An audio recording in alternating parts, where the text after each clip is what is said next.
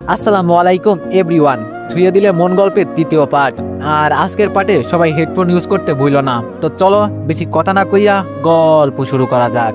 যখন দরজা খুললো তখন দেখি সুমাইয়াকে এত সুন্দর লাগছে বলার বাইরে। এক দৃষ্টিতে তাকিয়ে আছি, চোখের পলক যেন পড়ছেই না। সুমাইয়া লজ্জা পেয়ে বলল, এভাবে তাকিয়ে কি দেখো? আমি বললাম, এত সুন্দর তুমি কিভাবে? মনে হচ্ছে জানো আমার সামনে কোনো পরী দাঁড়িয়ে আছে। সুমাইয়া বলল, যাও, তোমার আর বাম দিতে হবে না, আমি এতটাও সুন্দর না। আমি বললাম, নীল শাড়িতে তোমায় নীল পরীর মতো লাগছে। সুমাইয়া বলল, সত্যি? আমি বললাম, সুমাইয়া আমাকে জড়িয়ে ধরে একটা চুমু দিল। আমি বললাম, কই, তুমি না বলেছিলে আজকে পার্টি আছে, কাউকেই তো দেখতে পারছি না। সুমাইয়া বলল, সবাই আসতেছে। আমি বললাম, তাহলে আমরা কি অপেক্ষা করব তাদের জন্য? সুমাইয়া বলল, ওরা আসবে ওদের মতো, তাতে আমাদের কি, চলো টেবিলে বসো। আমি বললাম, ওখানে বসে কি করব? সুমাইয়া বলল, আমি তোমার জন্য নিজের হাতে রান্না করেছি। আমি বললাম, এখানে রান্না করা যায়? আমার তো বিশ্বাসই হচ্ছে না। সুমাইয়া বলল, তোমার জন্য আমি স্পেশালভাবে রান্না করেছি। সুমাইয়া খাবারগুলো আমার সামনে দিল। আমি বললাম, তুমি খাবা না? সুমাইয়া বলল, না, আমি তোমাকে নিজের হাতে খাইয়ে দিব। আমি বললাম, সত্যি? সুমাইয়া বলল, নাও, হা করো। সুমাইয়া আমাকে খাইয়ে দিচ্ছে, আমি ওর দিকে তাকিয়ে আছি। আমি যে সুমাইয়ার মুখে খাবার তুলে দিব। সুমাইয়া বলল, এটা শুধু তোমার জন্য, আমি খেয়েছি। আমি বললাম, ও আচ্ছা, কিন্তু তোমার বান্ধবীরা কই? কাউকেই তো দেখতে পারছি না। সুমাইয়া বলল, কি জানি বাবা, বলতে পারবো না, সবাই তো বলছিল আসবে, কিন্তু ওরা হয়তো ওদের বয়ফ্রেন্ডের সাথে কোথাও ঘুরতে গেছে। আমি বললাম, তাহলে আমরা একা একা কি করব? সুমাইয়া বলল, কি করব মানে? তুমি আর আমি মিলে প্রেম করব চুপি চুপি? আমি বললাম, এত প্রেম শরীরের জন্য ক্ষতিকর। সুমাইয়া বলল, তাই নাকি স্যার? আমি বললাম, জি। খাবার শেষ করে সুমাইয়াকে নিয়ে সোফায় বসলাম। সুমাইয়া বলল, কেমন লাগছে তোমার? আমি বললাম, অনেক ভালো, তবে শরীরে অনেক গরম লাগছে। সুমাইয়া বলল, একটু অপেক্ষা করো, সব বুঝতে পারবে। আমি বললাম, কি বলছো তুমি? কিছুই তো আমি বুঝতে পারছি না। সুমাইয়া বলল, বলছি আমরা বিয়ে করব কবে? আমি বললাম, আমার বস্তির বাড়িতে তুমি থাকতে পারবে? সুমাইয়া বলল, তুমি আমাকে যেখানে নিয়ে যাবে আমি সেখানেই থাকতে পারবো। আমি বললাম, আমি তোমাকে কষ্ট দিতে চাই না। সুমাইয়া বলল, আমি জানি তো আমার বাবুটা আমাকে কত ভালোবাসে। হঠাৎ আমার কেমন জানি হতে লাগলো, আমার শরীর কেমন জানি করছে। আমি হাতগুলো মুঠো করে কন্ট্রোল করার চেষ্টা করছি। সুমাইয়া আমার দিকে তাকিয়ে ও হয়তো কিছু বুঝতে পারছে। সুমাইয়া বলল, চলো আমার সাথে। আমি বললাম, কোথায়? সুমাইয়া বলল, আরে আসো তো। বলেই সুমাইয়া আমাকে টেনে একটা রুমে নিয়ে গেল। রুমের ভিতরে যেতেই সুমাইয়া রুমটাকে তালা দিয়ে লাগিয়ে দিল। আমি বুঝতে পারছি না সুমাইয়া আমার সাথে কি করার চেষ্টা করছে। আমি বললাম, রুমটা তালা দিলে কেন? সুমাইয়া বলল, সব প্রশ্নের উত্তর পেয়ে যাবে। কি রে, তোরা কই? বলার সাথে সাথে সুমাইয়া চার বান্ধবী ওয়াশরুম থেকে টাওয়াল পিছিয়ে বের হলো। আমি বললাম, তুমি না বলছো ওরা ওদের বয়ফ্রেন্ডের সাথে ঘুরতে গেছে, আসলেই তুমি আমার সাথে কি করতে চাও আর খাবারের সাথে কি মিশাইলা? সুমাইয়া বলল, আমি তোর মতো গরিবের সাথে প্রেম করব? তোর মনে হয় কি করে? আমি বললাম, মানে কি বলছো? তাহলে এতদিন আমার সাথে কি ছিল তোমার? ওয়ানেক্স হচ্ছে সবচেয়ে বিশ্বস্ত বুকমেকার, যা পিএইচডি এবং সিরিয়া অ্যাপের অফিসিয়াল পার্টনার। এই অ্যাপসে আপনি cricket, football, tennis live match দেখতে এবং তাদের স্কোর ভবিষ্যৎবাণী করে সহজেই অর্থ উপার্জন করতে পারবেন। সেই সাথে বিএমডব্লিউ গাড়ি, আইফোন, ল্যাপটপ এবং আরও অনেক নগদ পুরস্কার জেতারও সুযোগ রয়েছে। এই অ্যাপটিতে আপনি crash crystal, under and over 21 ইত্যাদি গেম খেলে সহজেই আয় করতে পারবেন। আপনি বিকাশ, নগদ, রকেট ব্যাংক, ক্রিপ্টো, পেপল এবং অন্যান্য সহজ পদ্ধতির মাধ্যমে সহজেই আপনার জেতা টাকা তুলতে পারবেন। এখানে আপনি 24 ঘন্টায় 7 দিন গ্রাহক সহায়তা পাবেন।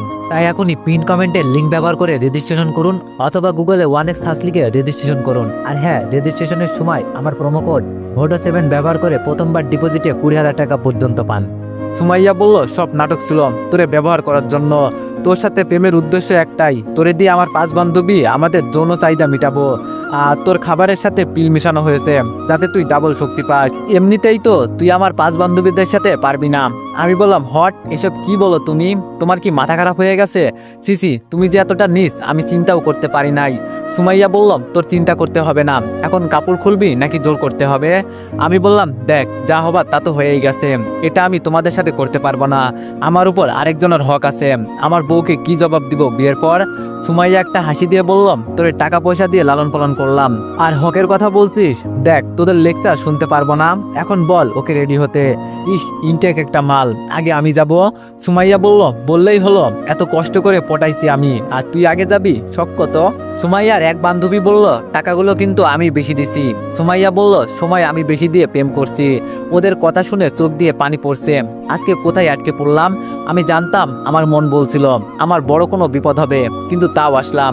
সুমাইয়া বলল, এত চিন্তা করে কি হবে, আর কান্না করলেও হবে না, এখান থেকে পালাতে পারবি না, আর কাপড় খুলবি নাকি আমার আসতে হবে? আমি বললাম, দেখ সুমাইয়া, শেষবারের মতো তোমার কাছে একটা জিনিস চাইবো, এইটাই শেষ ভালোবাসার আবদার। জানি তুমি আমাকে ভালোবাসো নাই, কিন্তু আমি তো ভালোবেসেছি। সুমাইয়া বলল, আচ্ছা বল তাড়াতাড়ি, আমরা আর অপেক্ষা করতে পারবো না। আমি বললাম, আমার জীবনটা তোমাদের কাছে হাত পেতে চাইছি, দিয়ে দাও, একজন ভিক্ষুকের মতো, প্লিজ, তোমরা আমার বোনের মতো।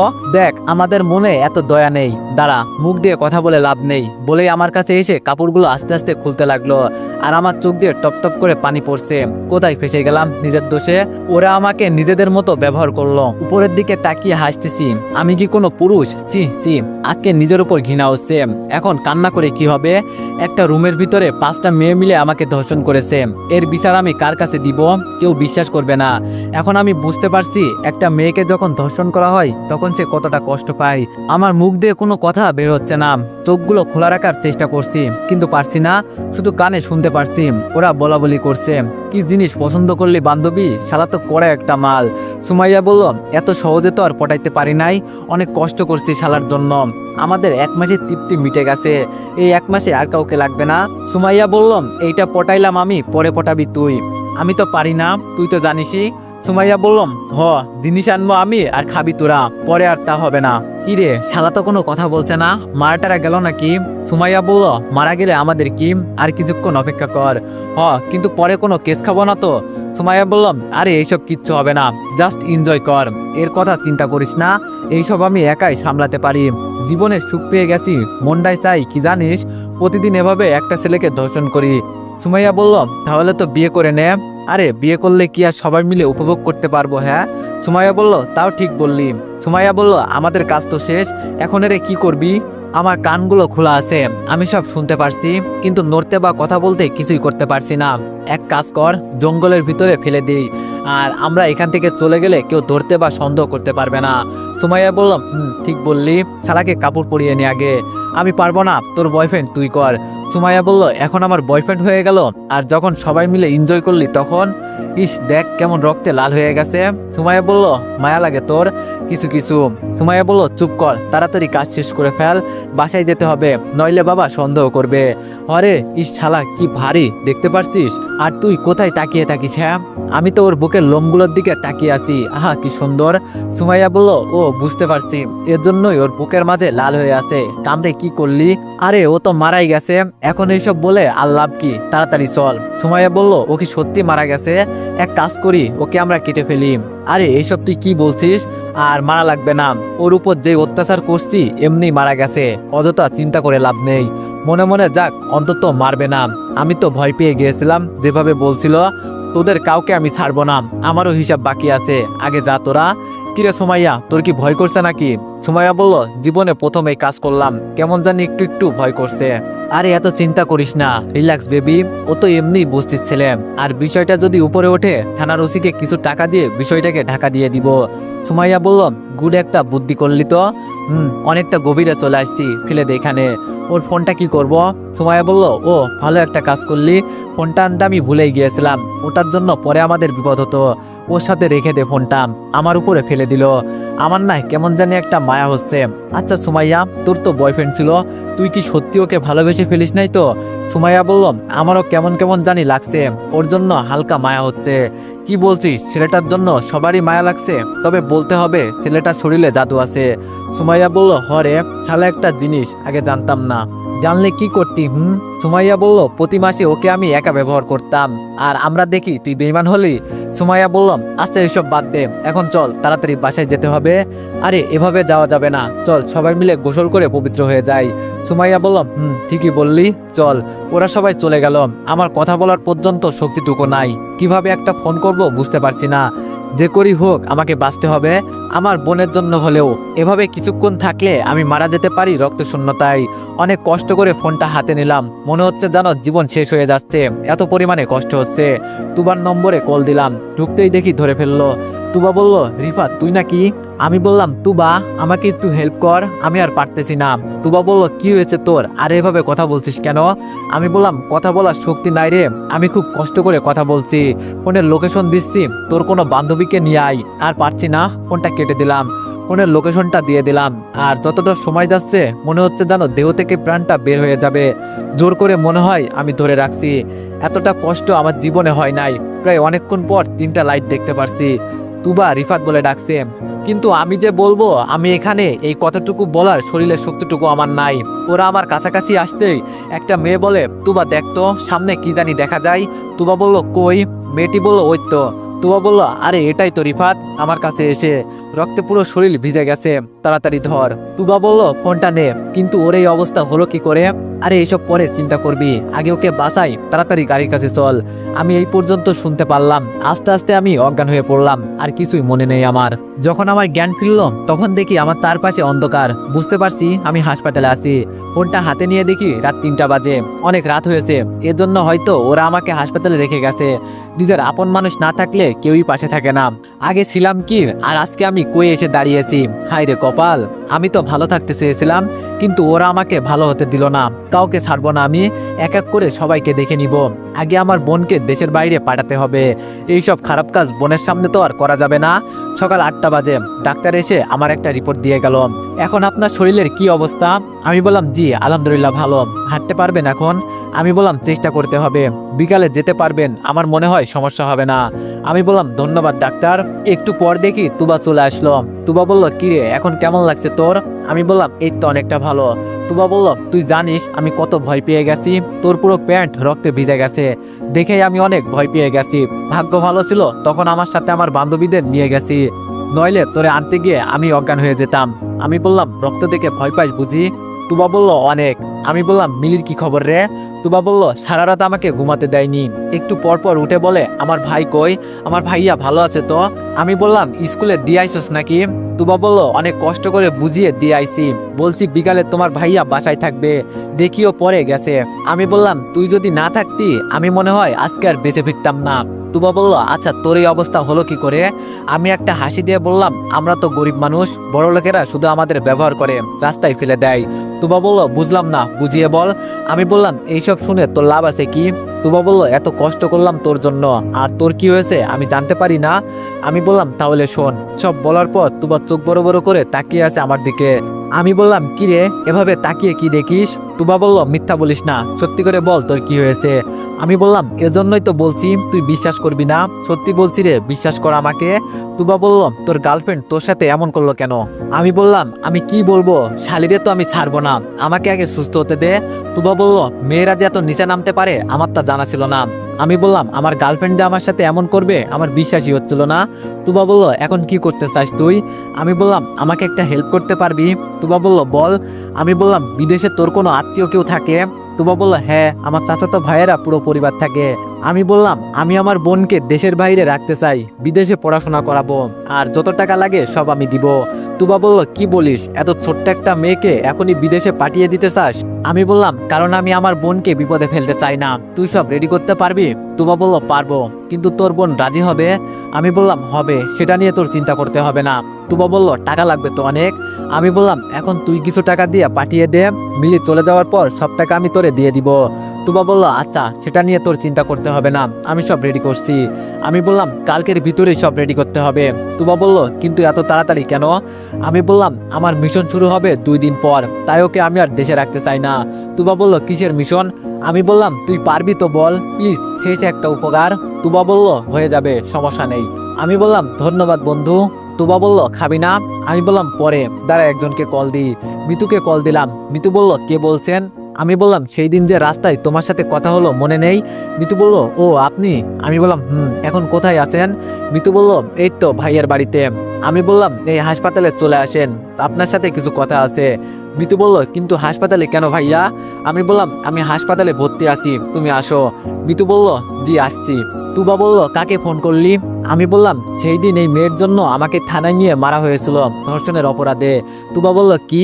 আমি বললাম, হরে, আমার সাথে কি কি হয়েছে যদি তুই জানতি, তুই নিজেই প্রতিশোধ নিতি। তুবা বলল, এখন তুই আসলে কি করতে চাস? আমি বললাম, বুঝতে পারবি। আচ্ছা, খালি কোনো বাংলো পাওয়া যাবে?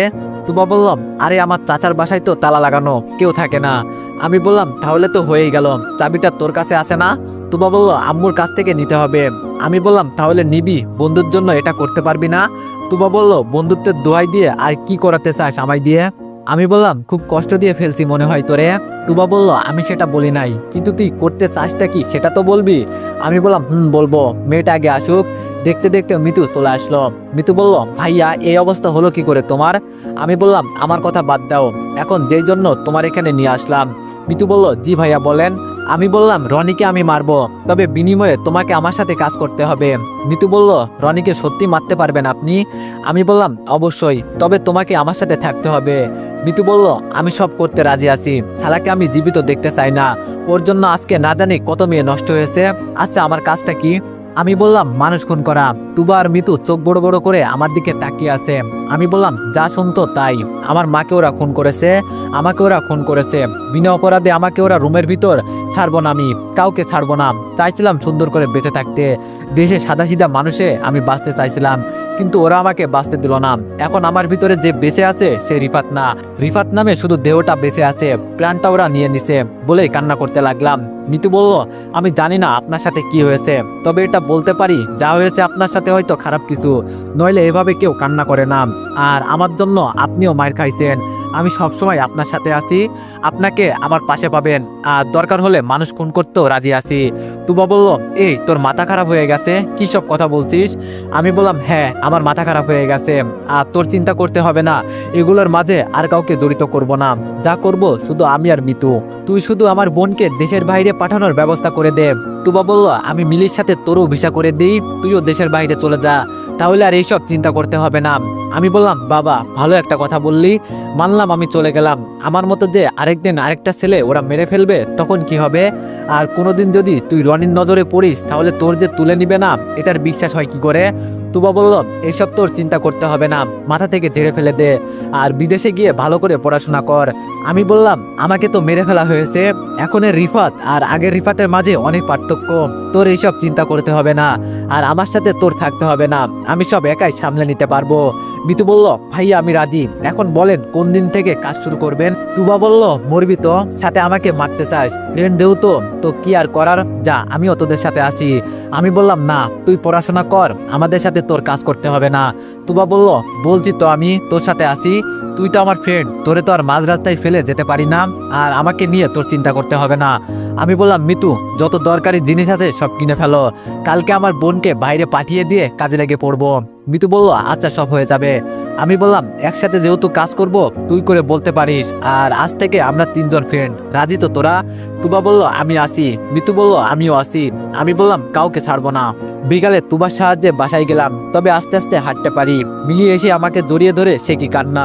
মিলি বলল, তুই খুব খারাপ, আমাকে ছাড়া থাকলি কিভাবে, তুই মিথ্যা কথা বলিস। আমি বললাম, সরি বোন, আমার আর হবে না। মিলি বলল, তোর কিছু হয় নাই তো ভাইয়া? আমি বললাম, না রে বোন, আমার কিছু হয় নাই। রাতে তুবা খাবার দিয়ে গেল, মিলিকে নিয়ে শুয়ে আছি। আমি বললাম, আপু একটা কথা বলবো। মিলি বলল, কি ব্যাপার, এত মিষ্টি করে কথা বলছিস কেন? কোনো মতলব আছে নাকি? আমি বললাম, আরে না। মিলি বলল, আচ্ছা বল কি বলবি। আমি বললাম, আচ্ছা তুই আমাকে ভালোবাসিস না? মিলি বলল, অনেক ভালোবাসি আমি তো, আম্মুর সাথে প্রতিদিন কথা বলি, কিন্তু আম্মু তো বলে না। আম্মু বলল, আম্মু আমাকে কি বলেছে জানিস? মিলি বলল, আম্মু তোর সাথে কথা বলে? আমি বললাম, যদি আম্মুর কথা মানিস তাহলে আম্মুও তোর সাথে কথা বলবে। মিলি বলল, সত্যি ভাইয়া? আমি বললাম, আমি কি তোর সাথে মিথ্যা বলি? মিলি বলল, তাহলে আজকে থেকে আমিও আম্মুর সব কথা শুনবো। আমি বললাম, আম্মু বলেছে তোর বোনকে দূরে কোথাও নিয়ে ভালো করে পড়া, আর সে যেন অনেক বড় অফিসার হয়, তারপর আম্মু তোর সাথে কথা বলবে। মিলি বলল, আমার সাথে তুমি থাকবা তাহলে আমি যাব? আমি বললাম, এজন্যই আম্মু তোর সাথে কথা বলে না। মিলি বলল, তাহলে কি করব আমি? আমি বললাম, আমি তো তোর সাথে থাকবো না, আমাকে টাকা ইনকাম করতে হবে, তোরে টাকা দিতে হবে, সেই টাকা দিয়ে তুই চকলেট খাবি, ফোন কিনবি। মিলি বলল, না থাক, আমি যাব না, তোমাকে ছাড়া থাকতে পারবো না। আমি বললাম, ওই দেখ আম্মু রাগ করেছে, তোর সাথে নাকি আর কথাই বলবে না। মিলি বলল, আচ্ছা আমি রাজি আছি, কিন্তু তোমাকে কয়েকদিন পর পর আমার সাথে দেখা করতে হবে। আমি বললাম, আচ্ছা, আর সেখানে গিয়ে তুই নতুন নতুন ফ্রেন্ড বানাবি। মিলি বলল, আচ্ছা ভাইয়া, পরে তো আম্মু কথা বলবে, হ্যাঁ? আমি বললাম, সকালে তুবা এসে বলল, সব রেডি করে ফেলেছি, রাতে তোর বোনকে ফ্লাইটে তুলে দিবি। মিলি যাবে তো, রাজি আছে? আমি বললাম, রাজি আছে, কিন্তু ওকে এয়ারপোর্ট থেকে কে নিয়ে যাবে? তুবা বলল, আমার চাচাতো বোন দাঁড়িয়ে থাকবে, তোর চিন্তা করতে হবে না, ওর সাথে আমার কথা হয়েছে। আমি বললাম, বাঁচালি বোন, কিন্তু ও তো পিচ্ছি একা একা। তুবা বলল, আমি জানি তুই কি চিন্তা করছিস, সব আমি ভেবে রেখেছি, প্লেনে একা একা থাকতে পারবে না তাই তো? আরে আমার এক ফ্রেন্ড যাবে। আমি বললাম, তাহলে তো চিন্তা মুক্ত। বিকালে মিলিকে রেডি করে তুবাদের বাসায় গেলাম। আন্টি বলল এত পিচ্ছে একটা মেয়ে কিভাবে থাকবে, সে কান্না করবে না? আমি বললাম আরে না আন্টি, আমার বোন অনেক ভালো না আপু, আমার আপু সব বোঝে। মিলি বলল আমি থাকতে পারবো ভাইয়া। আমি বললাম এই না হলে আমার বোন। সবকিছু রেডি করে মিলিকে বিদায় করে দিয়ে আসলাম। বাসায় বসে বসে কান্না করছি। পিচ্ছে একটা মেয়েকে দেশের বাইরে পাঠিয়ে দিলাম আজকে আমার কারণে। ওর তো কোনো দোষ নেই। চোখের পানি মুছে হাসতেছি। আমার ভিতরে জানো কেমন একটা পশু জাগ্রত হয়েছে। টুকরো টুকরো করব সব কয়টাকে আমি। তোদের জন্য মিলিকে আমি দেশের বাইরে পাঠিয়ে দিলাম। মিতুকে কল দিলাম। মিতু বলল বল। আমি বললাম কালকে একটা মিশন আছে, গাড়ি নিয়ে আসবি, টাকা চুরি করব। মিতু বলল টাকা দিয়ে কি করবি? আমি বললাম আমার দরকার আছে, প্রথম মিশন আমাদের এটাই। মিতু বলল ওকে। এই দিক সেই দিক ঘুরতে ঘুরতে রাত হয়ে গেল। রাতে 3 জন এক হলাম। তুবা বলল আজকে কি করবি? আমি বললাম রনির বাড়ি থেকে টাকা লুট করব। মিতু বলল এটা তো এত সহজ কাজ নয় ভাইয়া। আমি বললাম আমার কাছে এখন সব সহজ, দরকার পড়লে সব কয়টাকে গুলি করে মারবো, প্রয়োজনে যে সামনে আসবে তাকেও। চল এখন। তুবা বলল তুই এমন রেগে আছোস কেন? আমি বললাম খুনের নেশায় ওদের না মেরে আমি শান্ত হব না। রনির বাড়ির সামনে গিয়ে দেখি। তো এভরিওয়ান, নেক্সট পার্টের জন্য সবাই অপেক্ষা করো। আর সবাই একটু বেশি বেশি লাইক আর কমেন্ট করে দিও। ধন্যবাদ।